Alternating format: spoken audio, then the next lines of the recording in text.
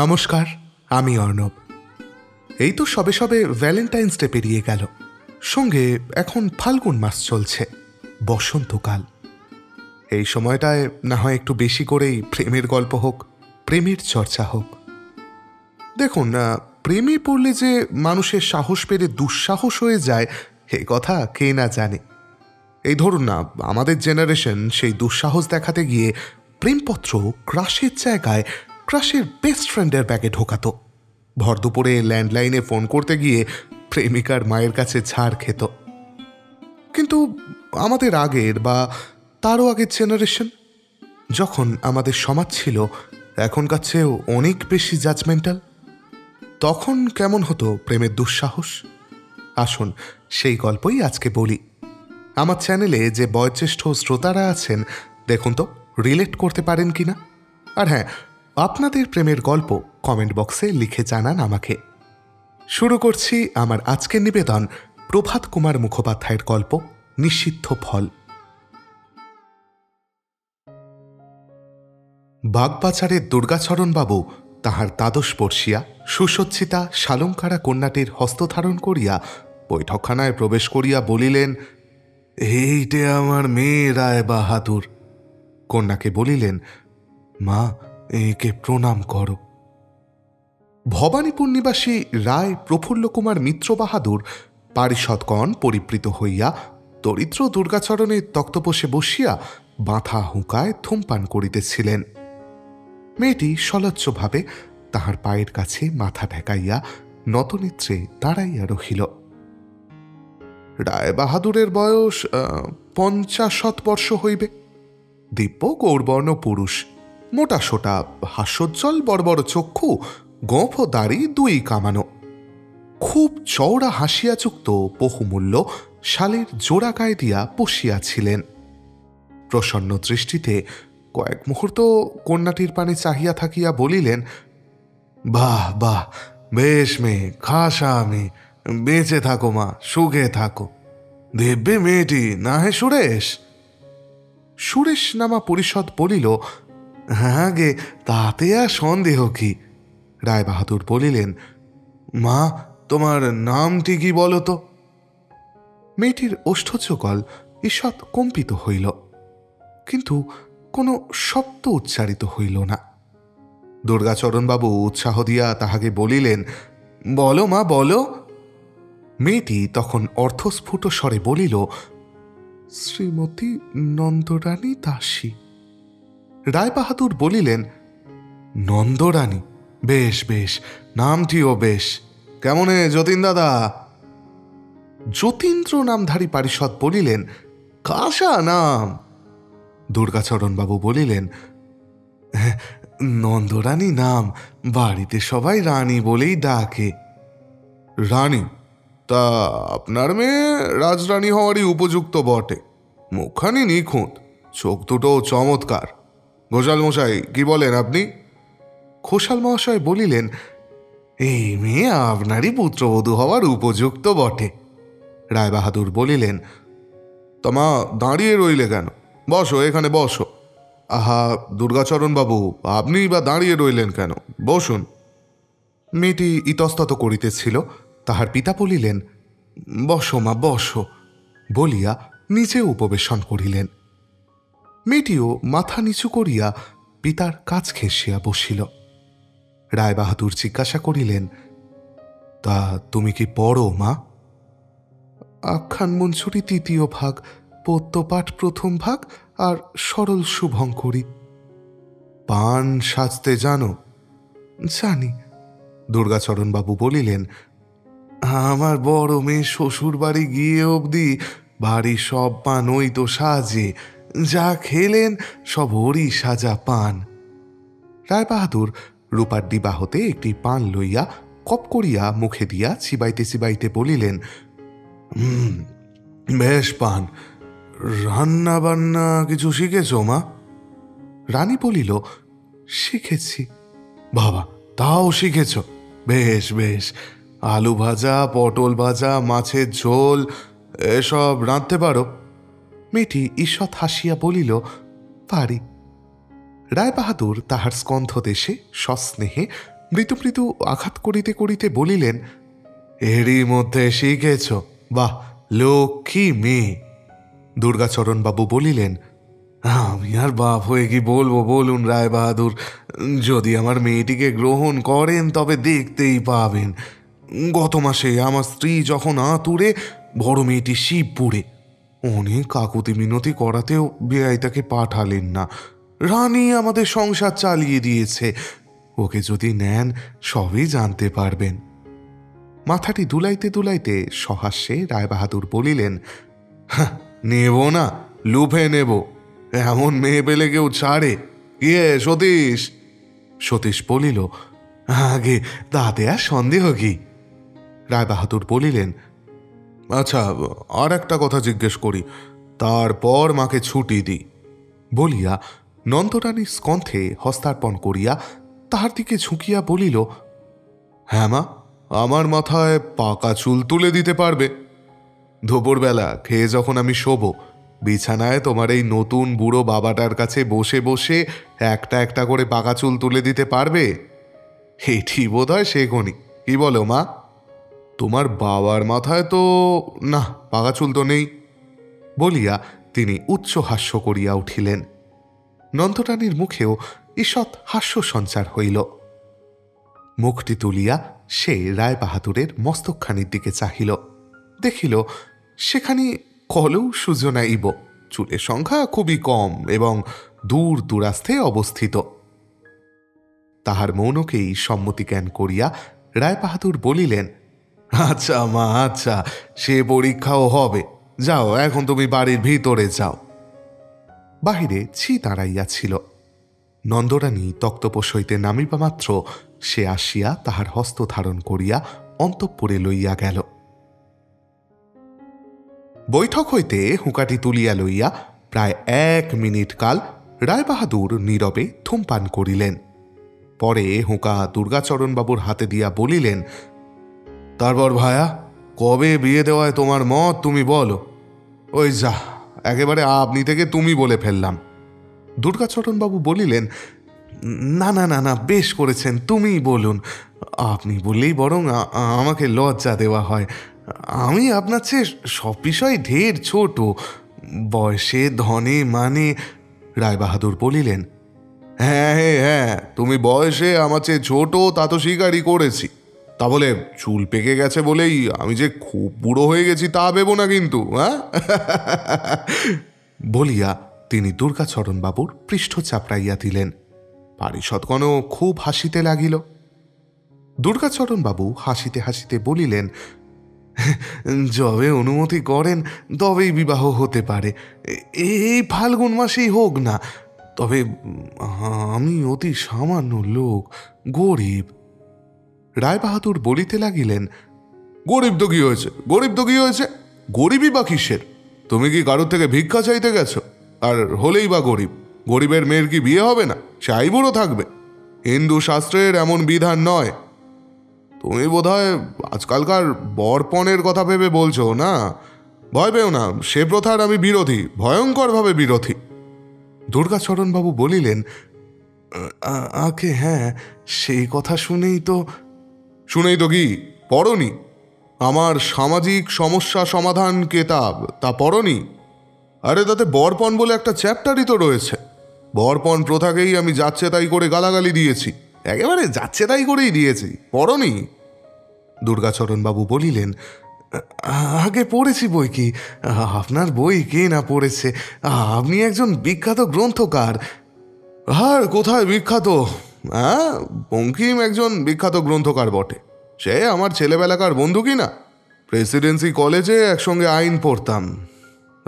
সেও কি আর আজকের কথা? বঙ্কিমের খুব নাম হয়েছে বটে। তার একখানা নতুন বইও বেরিয়েছে, রাজসিংহ। হ্যাঁ হ্যাঁ, রাজসিংহ পড়েছ? হু করে বিক্রি হচ্ছে শুনছি, অথচ আমার বই পোকায় কাটছে, কেউ কিনছে না। তাই বঙ্কিমকে বলছিলাম সেদিন। একজন ঔৎসুক্যের সহিত জিজ্ঞাসা করিল, আগে কি কথা হলো? রায়বাহাদুর বলিতে লাগিলেন, বঙ্কিমকে বললাম, ওহে, তোমার যেরকম নাম ডাক হয়েছে, তুমি এখন ওই সব লাভ আর লড়াই ছেড়ে এমন খানকতক উপন্যাস লেখো দেখি, যাতে দেশের উপকার হয়। আমার কথা তো কেউ শোনে না, তোমার কথা শুনবে। এই যে বরপণ প্রথাটি সমাজের মধ্যে প্রবেশ করেছে, ক্রমে যে সর্বনাশ হয়ে যাবে। বরপণ প্রথার দোষ দেখিয়ে চুটিয়ে একখানা নভেল লেখো দেখি, আর একখানা লেখো চাপড়ে বাঙালির বিলাসিতা, বিশেষ করে ওই চা খাওয়াটা একটু কমে। একখানা লেখো যৌথ কারবার সম্বন্ধে, কেন বাঙালির যৌথ কারবার ফেল হয়ে যায়, কি কি উপায় অবলম্বন করলে তা সফল হতে পারে, তার বৈজ্ঞানিক তত্ত্বটি বেশ করে বুঝিয়ে দাও দেখি। প্লটও তোমায় বলে দিচ্ছি, তাতে দেখাও যে জনকতক বাঙালি যুবক কলেজ থেকে বেরিয়ে একসঙ্গে মিলে যৌথ কারবার আরম্ভ করলো, আর দিন দিন খুব উন্নতি করতে লাগলো। ক্রমে তারা এক একজন লক্ষ্যপতি হয়ে দাঁড়ালো, গভর্নমেন্টের খেতাব টেতাব পেল ইত্যাদি। তা নয়, খালি লাভ আর লড়াই, লাভ আর লড়াই। ওসব লিখে দেশের কি উপকার হবে বলো দেখি? ঘোষাল মহাশয় জিজ্ঞাসা করিলেন, তা বঙ্কিমবাবু কি বললেন? হুকাটি হাতে লইয়া বাহাদুর বলিলেন, হাসতে লাগলো, বললে, আচ্ছা তাহলে যৌথ কারবারের নভেলটাই আরম্ভ করি। কাঁচামালের কি দর, আর কোথায় কোন জিনিস পাওয়া যায়, রেল ভাড়াই বা কত, সেগুলো পরিশিষ্ট করে চেপে দেবো কি? বিদ্রুপ করলো, বুঝলে না? তোমরা যা খুশি করো বলে আমি রাগ করে চলে এলাম। রায়বাহাদুরের মুখখানি অত্যন্ত অপ্রসন্ন দেখাইতে লাগিল। প্রায় 5 মিনিট কাল তামাক খাইয়া তবে তিনি খানিকটা প্রকৃতিস্থ হইলেন। দুর্গাচরণবাবু বলিলেন, টাকা কড়ি সম্বন্ধে আমার প্রতি অনুগ্রহ যদি করেন তাহলে তো আর কোনো বাধাই নেই। যেদিন অনুমতি করেন সেই দিনই বিবাহ হতে পারে, সামনে ফাল্গুন মাসে। রায়বাহাদুর বলিলেন, আরে রও আরও কথা আছে। ওই দেখো, আসল কথাটাই তো ভুলে যাচ্ছিলাম। বিবাহ সম্বন্ধে আমার আরও একটা মত আছে, সে বিষয়ে যদি তুমি স্বীকার হও তবেই আমি ছেলের বিবাহ দিতে পারি। দুর্গাচরণবাবু একটু শঙ্কিত হইয়া বলিলেন, কি মত, আজ্ঞা করুন। রায়বাহাদুর একটু নড়িয়া চড়িয়া ভালো করিয়া বসিয়া বলিলেন, সামাজিক সমস্যা সমাধান কেতাবে বাল্যবিবাহ বলে একটা পরিচ্ছদ আছে, পড়েছ? দুর্গাচরণবাবু বিপন্নভাবে বলিলেন, আগে বোধ হয়, কি জানি, এখন ঠিক মনে পড়ছে না। সে প্রবন্ধে আমি দেখিয়েছি বাল্যবিবাহ খুব ভালো জিনিস। আমাদের সমাজে এই একান্নবর্তী পরিবার প্রথা যতদিন প্রচলিত থাকবে ততদিন বাল্যবিবাহ ভিন্ন উপায় নেই। কেবলমাত্র স্বামীটি তো স্ত্রীলোকের প্রয়োজন নয়, তার শ্বশুর শাশুড়ি, ভাসুর, ননদ, ভাজ এসব নিয়েও তো তাকে ঘরকন্যা করতে হবে। সুতরাং ছোটবেলা থেকেই বউকে সেই পরিবারভুক্ত হতে হবে। কেমন, ঠিক কি না? দুর্গাচরণবাবু বলিলেন, আগে হ্যাঁ, ঠিক কথাই তো। আচ্ছা, প্রমাণ হলো বাল্যবিবাহ আমাদের সমাজের পক্ষে অত্যন্ত উপযোগী, এই কথা যদিও অনেকেই স্বীকার করেন। কিন্তু এর মধ্যে একটু কিন্তু আছে ভায়া, সেটি আমার আবিষ্কার। কি বলো দেখি? কিন্তু কি? দুর্গাচরণবাবু মাথা চুলকাইতে লাগিলেন, কিছুতেই বলিতে পারিলেন না। রায়বাহাদুর বলিতে লাগিলেন, বাল্যবিবাহ হবে বটে, কিন্তু একটু বেশি বয়স না হলে স্বামী স্ত্রীর দেখা সাক্ষাৎ হবে না। আমার কেতাবে লিখেছি তো, মেয়ের বয়স 16 বৎসর আর ছেলের বয়স 24 বৎসর, একদম নির্দিষ্ট করে দিয়েছি। এর পূর্বে তাদের একত্র হতে দেওয়া উচিত নয়। ডাক্তারি শাস্ত্র খুলে দেখো না, আমার মত যথার্থ কিনা তোমরা নিজেরাই বুঝতে পারবে। বলিয়া রায়বাহাদুর একটু গর্বের হাসি হাসিয়া মুখটি উন্নত করিয়া রহিলেন। দুর্গাচরণবাবু অথমুখে কিছুক্ষণ ভাবিয়া বলিলেন, আগে কথা তো ঠিকই, কিন্তু বড় মুশকিল যে। আমার রানীর বয়স এখন ধরুন না 12, শ্রাবণ মাসে 12 পেরিয়ে 13 পড়বে। তবে কি 3-4 বছর এখন জামাই আনতে পাবো না? বাড়ির মেয়েরা তাহলে যে। রায়বাহাদুর বাধা দিয়া বলিলেন, আরে কেন জামাই আনতে পাবে না? অবশ্যই পাবে। যেদিন বলবে তোমার জামাইকে সেদিনই পাঠিয়ে দেব। তাকে খাওয়াও দাওয়াও, আদর যত্ন করো, বাড়ির মেয়েরা আমোদ আহ্লাদ করুক, কিন্তু ওই নিয়মটি প্রতিপালন করতে হবে। দুর্গাচরণবাবু বলিলেন, আগে বড় সমস্যার কথা। রায়বাহাদুর উৎসাহে উচ্চ হইয়া বসিয়া বলিলেন, আরে সমস্যাই তো। আর এই রকম সব সমস্যার সমাধান করেছি বলেই তো আমার কেতাবের নাম সামাজিক সমস্যার সমাধান। এ সুন্দর উপায় আমি বের করেছি, যদিও হঠাৎ সেটা কারোর মনে আসে না। আসলে এই উপায়টা কিন্তু খুব সোজা। আগে কি উপায়? কেন, বউ অন্দরে থাকবে, ছেলে বাইরের ঘরে শোবে, ব্যাস হয়ে গেল। কেমন সহজ উপায় নয়? বলিয়া রায়বাহাদুর হাহা করিয়া হাসিতে লাগিলেন।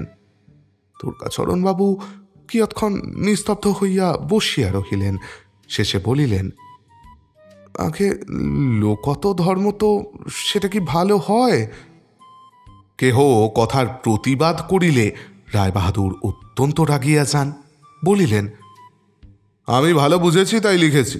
এখন তোমার যদি ভালো বোধ না হয়, অন্যত্র তোমার মেয়ের বিয়ের চেষ্টা করে দেখতে পারো। আমার এক কথা, পাহাড় নড়ে যাবে, কিন্তু প্রফুল্ল মিত্তিরের কথা নড়বে না। বলিয়া তিনি গম্ভীরভাবে বসিয়া রহিলেন। রায়বাহাদুরের এই ভাবান্তর দেখিয়া দুর্গাচরণবাবু ভীত হইয়া পড়িলেন। পাত্রটি হাতছাড়া হইলে বড়ই দুঃখের বিষয় হইবে। বৎসরে 40,000 টাকা জমিদারি রায়। কলিকাতায় 2-3খানা বাড়ি আছে। রায়বাহাদুরের ওই একমাত্র পুত্র বিয়ে পড়িতেছে।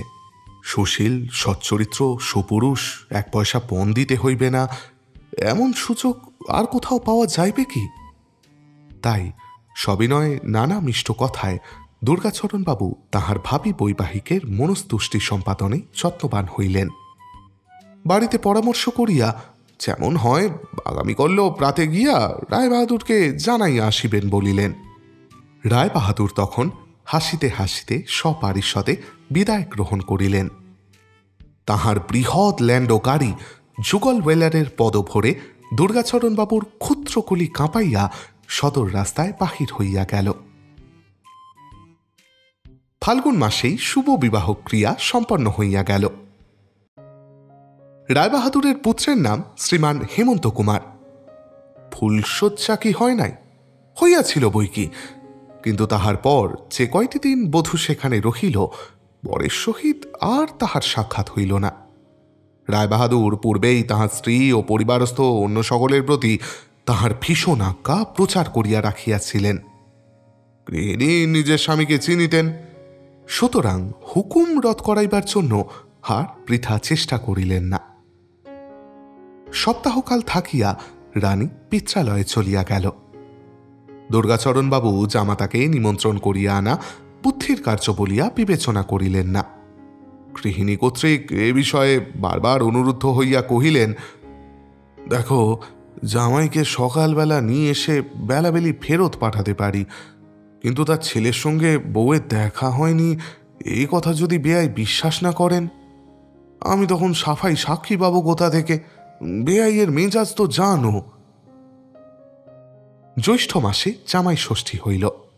দুর্গাচরণবাবু রানীকে শিবপুরে তাহার বড় মেয়ে শ্বশুর বাড়িতে রাখিয়া মাতব্বর অ্যালিবাই সাক্ষী সৃষ্টি করিয়া আসিয়া তাহার পর হেমন্ত কুমারকে গৃহে আনিয়া জামাতার্চনা করিলেন।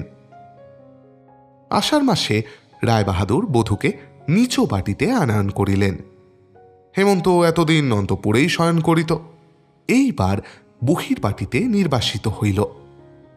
এবৎসর তাহার এক্সামিনের পড়া, কিন্তু মেঘদূত মুখস্থ করিয়া ও পয়রাদির বিবিধ ছন্দে বিরহমূলক নানা কবিতা লিখিয়া সে বর্ষ যাপন করিতে লাগিল।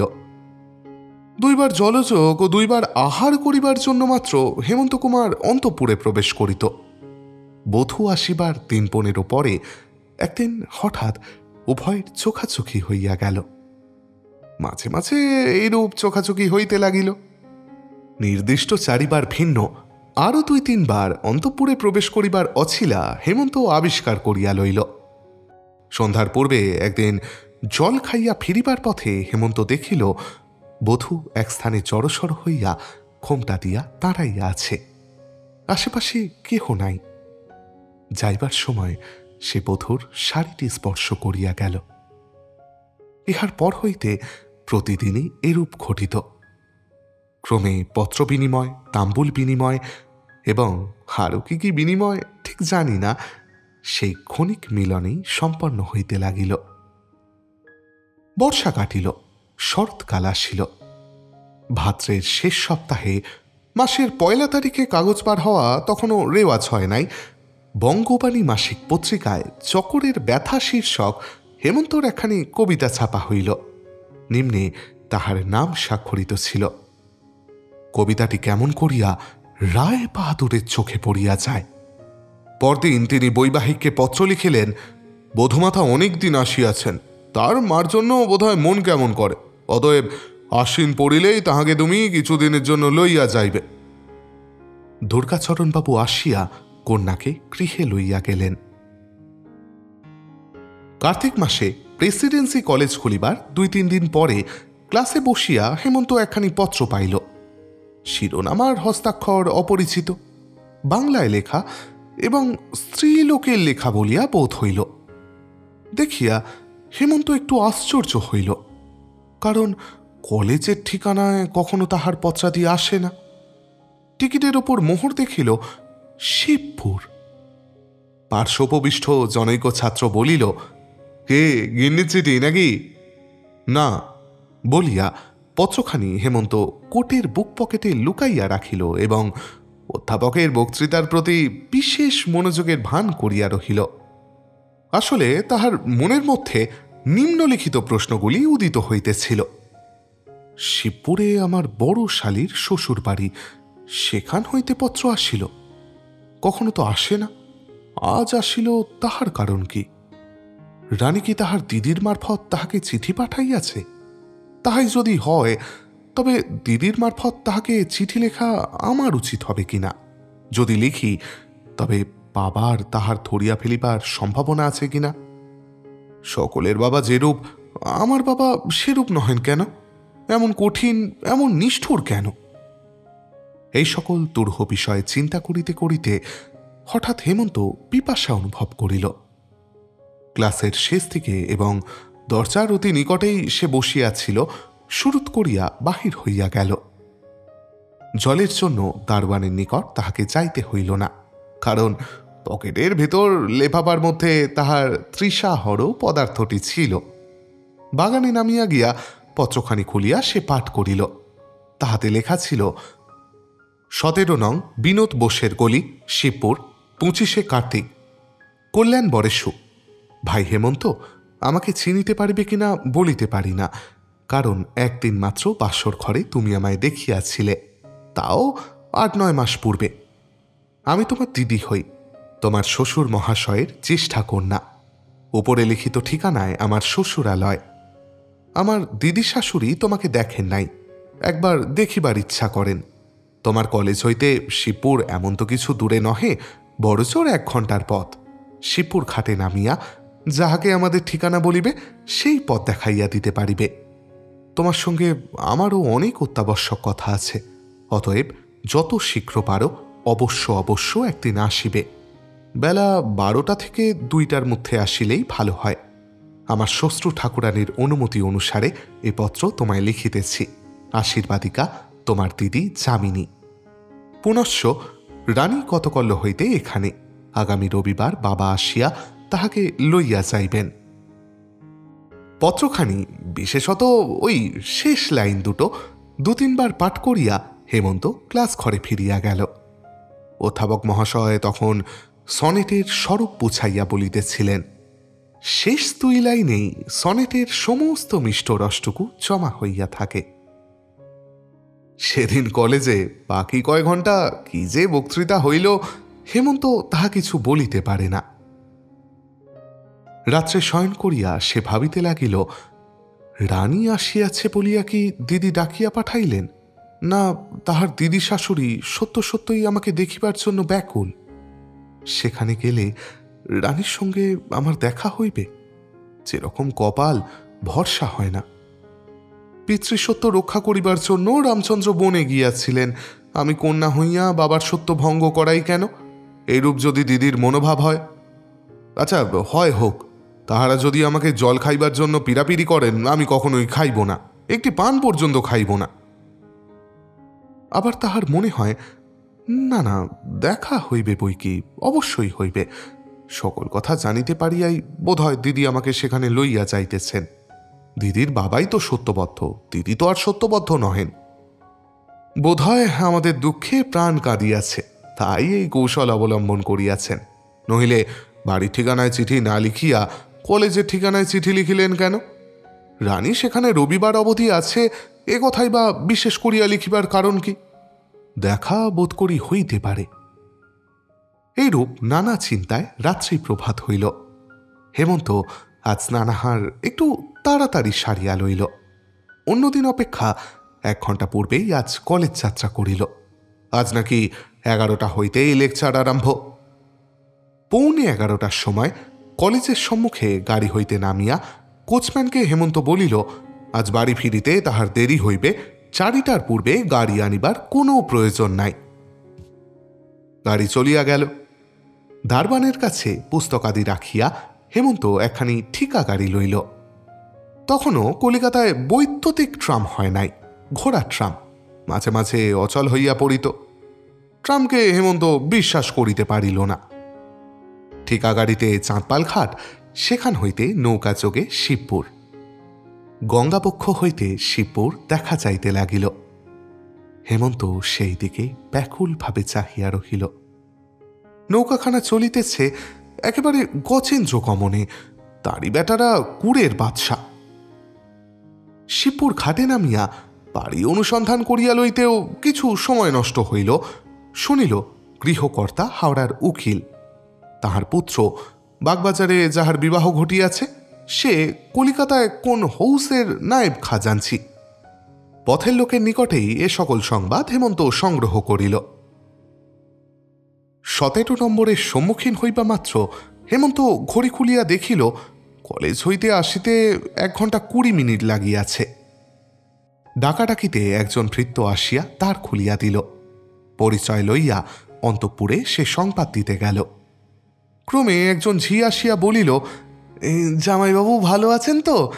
আসুন আসুন, বাড়ির ভিতরে আসুন। তাহার পশ্চাৎ পশ্চাৎ হেমন্ত ক্রমে দ্বিতলের একটি কক্ষে উপনীত হইল।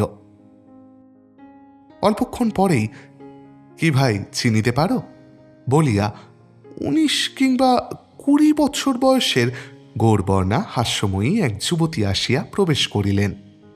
তাহার কোলে 1 বৎসরের একটি শিশু। হেমন্তর মনে পড়িল বাসর ঘরে ইহাকে দেখিয়াছিল বটে।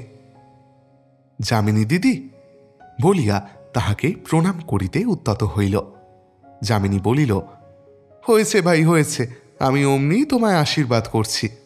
আর আশীর্বাদের তরকারি বাকি, রানীর সঙ্গে যেদিন তোমার বিয়ে হয়েছে সেই দিনই তো রাজা হয়েছ বলিয়া যামিনী সুমিষ্ট হাসির লহরী তুলিল। সঙ্গে সঙ্গে রুদ্ধ জানালার বাহিরে বারান্দা হইতে একাধিক তরুণী কণ্ঠে চাপা হাসির একটা কুঞ্চন ধ্বনি শোনা গেল। কে রে ছুরিগুলা, পালা বলছি এখান থেকে বলিয়া যামিনী বাহির হইবা মাত্র ঝমঝম শব্দ করিতে করিতে কয়েকজোড়া চরণ সিঁড়ি দিয়া নামিয়া গেল। যামিনী ফিরিয়া আসিলে হেমন্ত জিজ্ঞাসা করিল, দিদি আমাকে ডেকেছেন কেন? কেন বলো দেখি, যদি বলতে পারো তাহলে সন্দেশ খাওয়াব বলিয়া যামিনী হাসিতে লাগিল।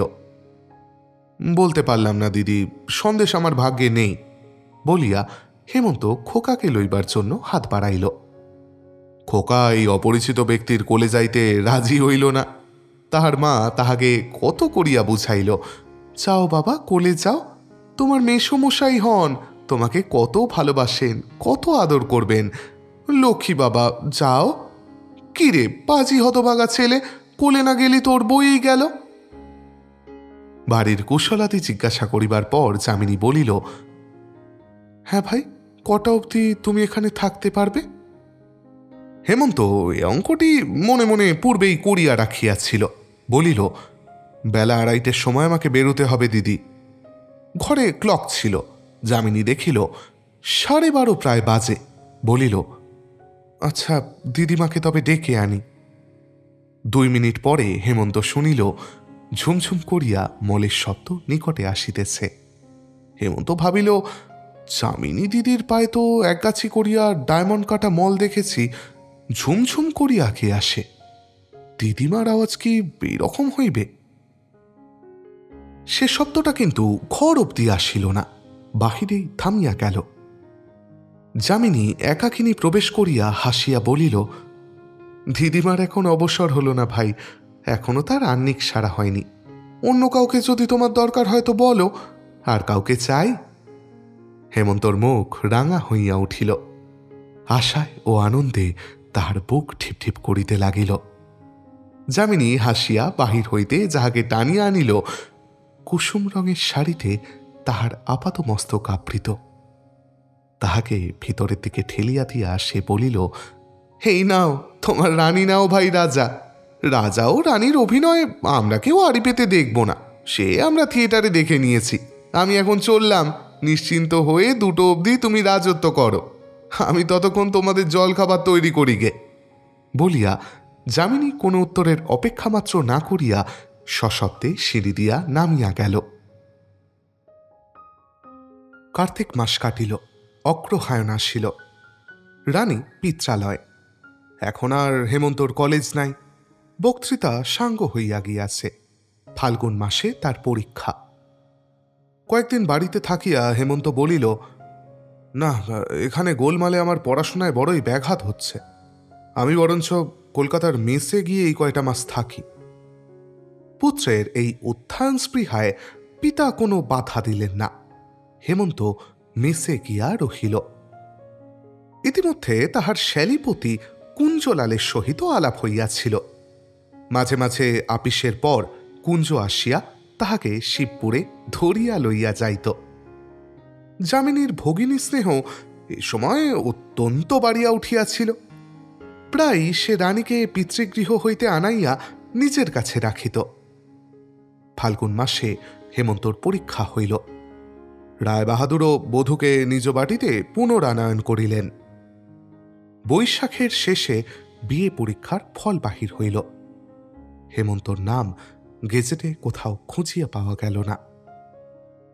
গ্রীষ্মের ছুটির পর কলেজ খুলিলে রায়বাহাদুর পুত্রকে বলিলেন, বাড়িতে গোলমালে ভালো পড়াশোনা হবে না, তুমি বরং কলকাতার মেসে গিয়ে থাকো। পিতাকে হেমন্ত কিছু বলিতে সাহস করিল না। মার কাছে গিয়া মেসে থাকা যে কি কষ্ট, আহারদির বন্দোবস্ত সেখানে যে কিরূপ শোচনীয় ও স্বাস্থ্যহানিকর, সমস্তই সবিস্তারে বর্ণনা করিল। গৃহিণী সভয়ে স্বামীর নিকট একথা উত্থাপন করিয়া তর্জিত হইয়া ফিরিয়া আসিলেন। মেসেই হেমন্তকে যাইতে হইল। পিতৃ আজ্ঞা অনুসারে প্রতি রবিবার রাতে হেমন্ত বাড়ি আসে, জলযোগাদির পর বৈকালে আবার বাসায় ফিরিয়া যায়। অন্তঃপুরে যাতায়াতের পথে রানীর শাড়ির রংটি পর্যন্ত সে আর দেখিতে পায় না। 2 রবিবার এই রূপে কাটিল। বাড়ির একজন ঝিকে ঘুষ দিয়া স্ত্রীর নিকট হেমন্ত পত্র পাঠাইল। রবিবারে রবিবারে ঝির মারফত উভয়ের পত্র ব্যবহার চলিতে লাগিল। ক্রমে পূজা আসিল। ছুটিতে হেমন্ত বাসা ছাড়িয়া বাড়ি আসিল। বড় আশা করিয়াছিল অন্তত বিজয়ার প্রণাম করিবার উপলক্ষেও রানী একবার তাহার কাছে আসিতে পারিবে, কিন্তু তাহার সে আশাও বিফল হইল। হেমন্ত এখন হইতে বড়ই হতাশ্বাস হইয়া পড়িল। যখন বাড়ি আসে চুপ করিয়া উদাস নেত্রে বসিয়া থাকে, কখনো কখনো মাথায় হাত দিয়া বসিয়া ভাবে। এক রবিবারে ঝি নিরিবিলি পাইয়া হেমন্তকে বলিল, দাদা বাবু, বৌদিদি রোজ রাত্রে তোমার জন্য কাঁদেন। হেমন্ত বলিল, কেন ঝি, কাঁদে কেন? ঝি বলিল, হাজার হোক দাদাবাবু, স্বামী তো। বৌদিদিমণি বলেন, এমন কপাল করে ভারতে এসেছিলাম যে স্বামীকে চোখেও একবার দেখতে পাইনে। তুই কি করে জানলি ঝি? যে ঘরে বৌদিদিমণি শোন, আমিও সেই ঘরের মেঝেতেই বিছানা করে শুয়েই তো। পর রবিবার ঝি বলিল, দাদাবাবু, আপনি একটিবার বৌদিদিমণির সঙ্গে দেখা করুন। হেমন্ত বলিল, কিন্তু উপায় কি? আপনি যদি এক কাজ করেন তাহলে হয়। কি কাজ ছি? আপনি যেমন রবিবার করে আসেন, একদিন যদি বলেন আমার শরীর খারাপ হয়েছে কি আর কিছু হয়েছে, এই বলে যদি থেকে যান, তাহলে অনেক রাত্রে সবাই ঘুমুলে আমি আস্তে আস্তে উঠে এসে আপনাকে দৌড় খুলে দিতে পারি। হেমন্ত বসিয়া ভাবিতে লাগিল। রানী যে ঘরে শয়ন করে সিঁড়ি দিয়া দোতলায় উঠিয়া সেই প্রথম ঘর, তাহার পিতার শয়ন ঘর সেখান হইতে কিছুটা দূরে। খুব সাবধানে যাইতে পারিলে বোধহয় সফল হওয়া বিচিত্র নহে, কিন্তু ভয় করে যদি ধরা পড়িয়া যাই। ছি ছি, সে বড় কেলেঙ্কারি। ঝি বলিল, কি যে বলেন না দাদাবাবু। তোমার বউ দিদিমণি কি বলেন? তিনি বলেন, না ঝি, ওসবে কাজ নেই, আমার বড় ভয় করে। আচ্ছা, আমি ভেবে দেখব বলিয়া ঝিকে হেমন্ত আপাতত বিদায় দিল। বাসায় ফিরিয়া রোমিও জুলিয়েট নাটক পড়িতে পড়িতে হঠাৎ তাহার মনে হইল, যদি দড়ির মই পাই তবে বাগান দিয়া পশ্চাতের জানালার পথে আমিও রাত্রে রানীর ঘরে প্রবেশ করিতে পারি। অনেক সন্ধানে জানিতে পারিল সাহেব বাড়িতে 15 টাকার মূল্যে দড়ির মই কিনিতে পাওয়া যায়। কাল বিলম্ব না করিয়া সেই মই একটা হেমন্ত কিনিয়া আনিল। পরবর্তী রবিবারে ছোট্ট একটা হাত ব্যাগের মধ্যে সেই মইটি লুকাইয়া হেমন্ত বাড়ি গেল। যথাসময়ে ঝির দ্বারা সেই মই এবং একখানি পত্র স্ত্রীর নিকট চালান করিয়া দিল। পত্রে এই রূপ লেখা ছিল, হৃদয়ের রানী আমার, 1 বৎসরকাল বিচ্ছেদ সহিলাম, আর পারি না। তোমায় একটিবার দেখিতে না পাইলে এইবার আমি পাগল হইয়া যাইব। ঝি যে উপায় বলিয়াছিল তুমি তাহাতে অমত করিয়াছিলে। আমিও অনেক ভাবিয়া চিন্তিয়া দেখলাম উহা নিরাপদ নহে। এবার কিন্তু একটি সুন্দর উপায় আমি আবিষ্কার করিয়াছি। তুমি যদি সাহস করো তবেই আমাদের মিলন হইতে পারে। ঝির হাতে যে জিনিসটি পাঠাইলাম তাহা একটি দড়ির মই। উহার একটি প্রান্ত তোমার ঘরের বাগানের দিকে যে জানালা আছে সেই জানালায় পাথিয়া দিয়া নিম্নে ঝুলাইয়া দাও। তবে আমি বাগান হইতে ওই মই দিয়া অনায়াসেই তোমার ঘরে উঠিয়া যাইতে পারি। দড়ি খুব শক্ত, ছিঁড়িবার কোনো ভয় নাই। এখন তুমি সাহস করিলেই হয়। কল্ল রাত্রি 11টার সময় মইটি জানালায় বেশ শক্ত করিয়া বাঁধিয়া নিচে ফেলিয়া দিবে। 11টা হইতে 11:30টার মধ্যে আমি প্রাচীর ডিঙাইয়া বাগানের ভিতর দিয়া তোমার জানালার নিকটে গিয়া পৌঁছিব। এ প্রস্তাবে যদি তুমি সম্মত না হও তাহা হইলে আমার মর্মান্তিক কষ্ট হইবে জানিও। লক্ষ্মীটি আমার, ইহাতে অমত করিও না। কোনো ভয় নাই, বিপদের কোনো আশঙ্কা নাই। আবার ভোরবেলা ওই মই দিয়া নামিয়া আমি কলিকাতায় যাইব। ইতি তোমার স্বামী। ঘণ্টা 2 পরে ঝি আসিলে হেমন্ত জিজ্ঞাসা করিল, কি ঝি, মত হয়েছে? ঝি বলিল, হয়েছে হয়েছে, অনেক কষ্টে হয়েছে। তবে কাল রাত 11টার পর আমি আসব? আসবেন। আচ্ছা, তবে ওই কথাই রইল, তোমরা ঠিক থেকো কিন্তু। ঠিক থাকবো দাদাবাবু। কলিকাতার শীতটা এবার বড় শীঘ্রই পড়িয়াছে। যদিও এখনো অগ্রহায়ণ শেষ হয় নাই, তথাপি জলের দাঁত বেশ তীক্ষ্ণ হইয়াছে। সন্ধ্যারাত্রেও গায়ে লেপ সহ্য হয়। দিবসেও লোকে গরম মোজা ব্যবহার করিতে আরম্ভ করিয়াছে। সংবাদপত্রে প্রকাশ, কোহাট গিরিবর্তে তুষারাপাত হইয়া গিয়াছে। অন্ধকার রাত্রি। বীরচিতলার ঘড়িতে ঠং ঠং করিয়া 11টা বাজিল। ভবানীপুরের যে অংশে রায়বাহাদুর প্রফুল্ল মিত্রের বাস তাহা রসা রোড হইতে কিছুদূর পশ্চিমে। সদর ফটকটি বড় রাস্তার উপরে। বাড়ির পশ্চাতের বাগানের 2 দিক দিয়া অপেক্ষাকৃত জনহীন পথ। বাগানের পশ্চিম দিকের পথটি তো আরও জনহীন, কারণ তাহার অপর পারে কয়েকটি সুরকির কল। রাত্রে সেখানে কেহ বড় থাকে না। 11টা বাজিবার অল্পক্ষণ পরেই কাঁসারিপাড়ার রাস্তার মোড়ে একখানা ঠিকা গাড়ি আসিয়া দাঁড়াইল। কালো আলোয়ানে আবৃত দেহ এক ব্যক্তি গাড়ি হইতে নামিয়া কোচম্যানকে ভাড়ার টাকা দিল। গাড়ি তখন সেখান হইতে ধীরে ধীরে সরিয়া গেল। বলাই বাহুল্য, যুবক আর কেহ নহে, বিরহ জ্বরাক্রান্ত আমাদেরই হেমন্ত। হেমন্ত তখন দ্রুত পদক্ষেপে তাহাদের বাগানের পশ্চাতের রাস্তাটির দিকে চলিল। কাছাকাছি আসিয়া সে নিজ গতিবেগ কিছুটা হ্রাস করিয়া দিল। রাস্তাটি যেখানে বাঁকিয়া বাগানের দিকে গিয়াছে সেখানে হেমন্ত দেখিল একজন কনস্টেবল কম্বলের ওভারকোট গায়ে দিয়া একবারই দেউড়িতে বসিয়া সিগারেট খাইতেছে। চোরের মন। হেমন্ত আর চোখে তাহার পানে চাহিতে চাহিতে গেল। সেই মোড়ের ওপর যে লণ্ঠন ছিল কিছু দূর অবধি বাগানের প্রাচীর তদ্বারা আলোকিত, তাহার পর অন্ধকার। হেমন্ত ভাবিল ওই অন্ধকার অংশের কোনো একটা সুবিধামতো স্থানেই প্রাচীর লঙ্ঘন করিতে হইবে। অনেক বয়স অবধি সে জিমন্যাস্টিক করিয়াছিল, এখনো রীতিমতো ফুটবল খেলে, তাহার হাতে পায়ে বিলক্ষণ বল। প্রাচীর লঙ্ঘনের উপযোগী একটি স্থান সে অন্বেষণ করিতে লাগিল। এমন সময় দূরে কাহার পদশব্দ পাইল, সুতরাং অপেক্ষা করিতে হইল।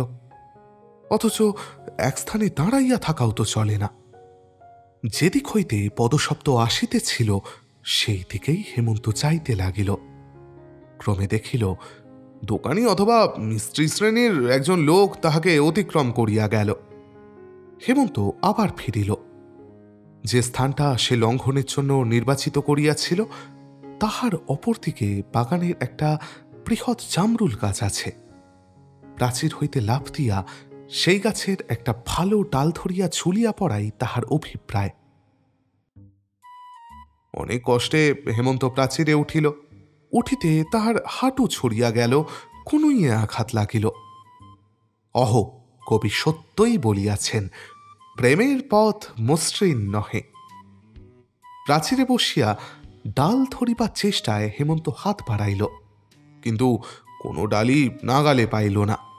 একে অন্ধকার, তাহাতে ডালগুলাও কালো কালো। এবার হেমন্ত কষ্টে সৃষ্টে প্রাচীরের উপর দণ্ডায়মান হইল। হাত বাড়াইল, তথাপি ডাল ধরিতে পারে না। এমন সময় আর একজন ব্যক্তির পদধ্বনি সে শুনিতে পাইল। ভাবিল প্রাচীরে দাঁড়াইয়া থাকিলে ও নিশ্চয় দেখিতে পাইবে। অন্ধকারে এখানে ঘুপটি মেরে বসিয়া থাকি। বসিবার সময় প্রাচীরে সিমেন্ট কিছু খসিয়া নিম্নে পড়িয়া গেল। যে আসিতেছিল সে এই শব্দে দাঁড়াইল। ভাবিল বোধহয় জামরুল পড়িয়াছে, সে এই পাড়ারই লোক, পূর্বেও এখান থেকে জামরুল কুড়াইয়া খাইয়াছে। জামরুল খুঁজিতে খুঁজিতে ঊর্ধ্বে দৃষ্টি করিয়া বাবা গো চোর বলিয়া সে দৌড় দিল। তাহার কীর্তি দেখিয়া হেমন্তর হাসি পাইল, কিন্তু পরক্ষণেই ভয়ের কারণ উপস্থিত হইল। শুনিল মোড়ের ওপর হইতে একটা গম্ভীর স্বর, আরে কন হ্যাঁ, কন হ্যাঁ রে? কম্পিত স্বর, एक तो चोर है कांस्टेबल जी। कहाँ कहाँ? यहाँ मित्तिर बाबूদের পাঁচিল में एक तो चोर बैठा है, बैठ के जामरुल खाता है। এই কথা শুনিবা মাত্র জড়িদার হ বলিয়া কনস্টেবল এক বিকট চিৎকার ছাড়িল। হেমন্ত প্রাচীরে বসিয়া প্রমাদ গণিল। পরক্ষণেই শুনিল নাগড়া জুতার আওয়াজ ছুটিয়া আসিতেছে। বুলসাই লণ্ঠনের তীব্র আলোকও পথে পড়িল। হেমন্ত তখন নিরুপায় হইয়া বাগানের ভিতরেই লাফ দিল। সেখানে কতগুলো ভাঙা ইঁট পড়িয়াছিল, তাতে হেমন্তের শরীরে স্থানে স্থানে আঘাত লাগিল। কনস্টেবলটা ছুটিতে ছুটিতে সেইখান বরাবর আসিয়া দাঁড়াইল। প্রাচীরের ওপর গাছের ওপর তীব্র আলোকপাত করিয়া আবারও ছুটিতে ছুটিতে ফিরিয়া গেল। হেমন্ত তখন আস্তে আস্তে উঠিয়া দাঁড়াইল। বাড়িদিকে চাহিয়া দেখিল দ্বিতলের একটি জানালা হইতে সামান্য আলোক আসিতেছে। অপর সমস্ত জানালাগুলি একেবারে অন্ধকার। দাঁড়াইয়া ধুতিখানি হেমন্ত খুলিয়া ফেলিল। নিম্নে ফুটবল খেলিবার হাঁটু অবধি পাজামা পরিয়া আসিয়াছিল, কারণ ধুতির লটর পটর করিয়া দড়ির মইয়ে চড়া অসুবিধে হবে। ধুতিখানি সে জামরুল গাছের ডালে টাঙাইয়া রাখিল, পরে ফিরিবার সময় আবার পড়িয়া যাইবে না হয়। কোমরে আলোয়ানখানি যেমন বাঁধা ছিল তেমনি বাঁধা রহিল। এই অবস্থায় হেমন্ত জানালার দিকে অগ্রসর হইল, পাছে কোনো ফুল গাছ মারাইয়া নষ্ট করিয়া ফেলে। এই ভয়ে অত্যন্ত সাবধানে আলপথ খুঁজিয়া খুঁজিয়া চাইতে লাগিল। যখন অর্ধপথ অতিক্রম করিয়াছে তখন হঠাৎ বাগানের দরজা খুলিয়া গেল। 3-4 জন লোক লণ্ঠন হস্তে প্রবেশ করিয়া বলিতে লাগিল, কাহা কাহা কনস্টেবল জি। কনস্টেবল জি বলিল, আরে জামরুলকে পেরোয়া ভিড়ে। তখন লোকগুলো ধীরে ধীরে জামরুল গাছের দিকে অগ্রসর হইল। হেমন্ত একটা গাছের আড়ালে দাঁড়াইল, কণ্ঠস্বরে চিনিল তাহাদের বাড়ির জমাদার মহাবীর সিং এবং 2 জন দারোয়ানের সঙ্গে কনস্টেবলটা আসিয়াছে। কিছু দূর গিয়া মহাবীর সিং বলিল, কেহ তো না বুঝা হে। কনস্টেবল বলিল, ভাগ গেলেই কা, আপন আঁখো সে হাম কুঁদতে দেখলে তো তোহর কি। এক মুহূর্ত পরে ও কা হয় বলিতে বলিতে সকলে জামরুল গাছের দিকে চাহিল। কয়েক মুহূর্ত পরে হেমন্ত দেখিল বৃক্ষ শাখা হইতে লম্বিত তাহার সেই শ্বেত বস্ত্রখানার উপরে লণ্ঠনের আলোক পড়িয়াছে। সেই বিপদের সময়ও তাহার হাসি পাইল। দৌগহ পাকাল্লি চোর বলিয়া তাহারা হল্লা করিয়া সেই বস্ত্রাভিমুখে ছুটিল। নিকটে গিয়া তাহারা বলিল, ধ্যাত্তেরিকে, ই তো খালি লুগা বুঝা হে। বস্ত্রখানা তাহারা নামাইয়া লইয়া লণ্ঠনের আলোকে পরীক্ষা করিতে লাগিল। এমন সময় দ্বিতলের আর একটা জানালা খুলিয়া আলোক রশ্মি বাহির হইল। রায় বাহাদুরের কণ্ঠস্বর শোনা গেল, কা হ্যাঁ মহাবীর সিং। কনস্টেবল প্রভৃতি সেখান হইতে চিৎকার করিয়া বলিল, হুজুর, বাগিচা মে চোর ঘুষা হ্যায়। রায় বাহাদুর হাঁকিলেন, চোর? খোঁজো খোঁজো, পাকড়ো। তখন তাহারা লণ্ঠন লইয়া বাগানের ভিতর খুঁজিতে আরম্ভ করিল। হেমন্ত দেখিল বিপদ, এখনই উহারা আসিয়া পড়িবে। এখন উপায় কি? প্রাচীর লঙ্ঘন করিয়া পলায়ন ভিন্ন তো উপায় নাই। হেমন্ত জুতা খুলিয়া ফেলিল। ইহারাও যেমন বাগানের ভিতর প্রবেশ করিতেছে, সেও গাছের আড়ালে আড়ালে প্রাচীরের দিকে অগ্রসর হইতে লাগিল। কিয়ৎক্ষণ পরে একজন চিৎকার করিয়া উঠিল, ওকা উধার সে ভাগে হ্যায়। সেখানে একটা কৃত্রিম পাহাড় ছিল। হেমন্ত একখানা পাথর তুলিয়া সচরে তাহাদের দিকে ছুঁড়িয়া দিল। আরে বাপ রে বাপ, জান গাইলে বাপ বলিয়া একজন আর্তনাদ করিয়া উঠিল। রায়বাহাদুর হাঁকিলেন, কাহুয়া। এই সময় আরও 2-3খানা প্রস্তর সবেগে আসিয়া পড়িল। লোকগুলি হটিয়া গেল, বলিল, হুজুর, পাথর সে মহাবীর সিং কা কপাল ফোড় দিয়া। আচ্ছা আচ্ছা, রাহো রাহো, হাম বন্দুক নিকালতে হ্যায় বলিয়া রায় বাহাদুর সশব্দে জানালা বন্ধ করিয়া দিলেন। হেমন্ত দেখিলেন প্রাচীরের নিকটে যাওয়া এখন আর নিরাপদ নহে। রানীর শয়নকক্ষের জানালা বরং কাছে। কোনো গতিকে যদি সে জানালার কাছে পৌঁছিতে পারে তবে মই দিয়া উঠিয়া যায়। তারপর বাগানে যত ইচ্ছা ওহারা খুঁজুক, বাবা আসিয়া যতবারেন বন্দুকের আওয়াজ করুন। এই ভাবিয়া সে গাছের আড়ালে আড়ালে কুটি কুটি জানালার দিকে অগ্রসর হইল। ক্রমে মই পাইয়া উঠিতে আরম্ভ করিল। সে যখন অর্থপথ উঠিয়াছে তখন খিড়কি দরজা হইতে কুড়ুম করিয়া বন্দুকের আওয়াজ হইল। লণ্ঠনবাহী বৃদ্ধসহ রায় বাহাদুর বাগানে প্রবেশ করিলেন। বধূর জানালার দিকে তাহার দৃষ্টি পতিত হইবা মাত্র তিনি হাঁকিলেন, কে রে ওখানে? বলিতে বলিতে হেমন্ত জানালায় পৌঁছিয়া গেল। ভিতরে প্রবেশ করিয়া তৎক্ষণাৎ মই টানিয়া তুলিয়া জানালা বন্ধ করিয়া দিল। রায় বাহাদুর হাঁকিলেন, চোর ঘর মে ঘুষা, দৌড়ো, সব আদমি ভিতরে চলো, পাকড়ো বলিয়া তিনি সদল বলে বাড়ির মধ্যে ছুটিয়া আসিলেন। লোকগুলো উঠানে ঘাটে দিয়া দাঁড়াইয়া রহিল। তিনি বন্দুক হস্তে ছুটিয়া গিয়া উপরে বধূর শয়নকক্ষের দ্বার ঠেলিলেন। ঝি কাঁপিতে কাঁপিতে দ্বার খুলিয়া দিল। রায় বাহাদুর প্রবেশ করিয়া দেখিলেন মেঝের উপর তাহার পুত্রবধূ মূর্ছিত হইয়া পড়িয়া আছে। চোর পালঙ্কের ওপর লেপ মুড়ি দিয়া শুইয়া আছে।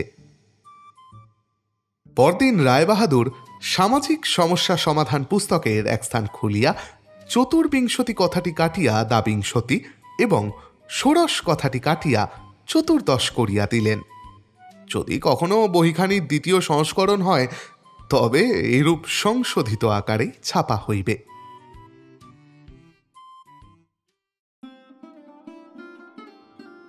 ব্যাস, আমাদের আজকের গল্প এখানেই শেষ। বাংলা পরীক্ষায় কোনো কবিতা বা গল্পের নামকরণের সার্থকতা লিখতে দেওয়া হতো, আপনাদের মনে আছে? গল্পটা শেষ করার পর গল্পের নাম দেখে সেই কথাই মনে পড়ল।